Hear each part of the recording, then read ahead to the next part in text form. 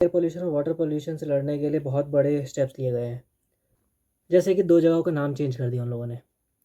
इससे बहुत बड़ा इम्पैक्ट पड़ेगा। जैसे कि वहाँ के लोगों को अपना आधार कार्ड अपडेट कराना पड़ेगा, जिसमें उनके थोड़े से पैसे लगेंगे और सरकार को फ़ायदा होगा। तुम्हें फिर भी फ़ायदा नहीं होने वाला।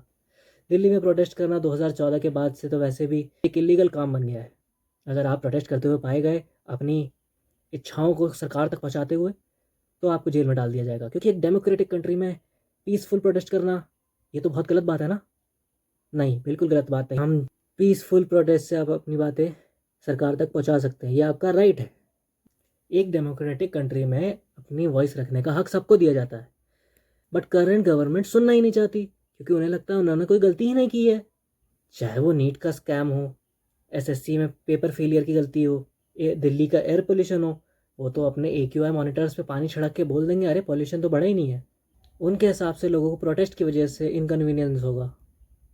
बट जो इतने टाइम से एयर पोल्यूशन की वजह से लोगों को इनकन्वीनियंस हो रहा है, उसका क्या? उसका भी तो कुछ करना पड़ेगा ना। और अगर तुम्हारा दिमाग नहीं चल रहा है तो तुमसे बेहतर तो AI है। उसके पास इतने सोल्यूशन है कि दिल्ली में पोल्यूशन कैसे कम कर सकते हैं। तुम्हारा दिमाग नहीं चल रहा है तो उससे ले लो। आजकल तो हाईटेक ज़माना है और तुम्हारे पास तो आईफोन भी है, आईपैड भी है सबके पास। तो AI का इस्तेमाल करके जुगाड़ लगा लो, दिमाग लगवा लो कि कौन से स्टेप्स लिए जाएं जिसकी वजह से एयर पोल्यूशन कंट्रोल में आ जाए। अगर आने वाले 5 सालों में ये स्टेप्स नहीं लिए गए जिसकी वजह से एयर क्वालिटी सही हो, तो टूरिज़्म कम हो जाएगा।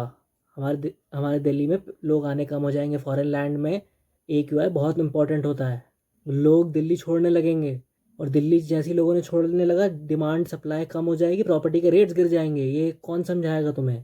खैर, अगर ये तुम्हें समझ में आता हो तो ये वीडियो सरकार तक पहुँचाओ, अपने कमेंट्स बताओ तुम्हें क्या लगता है।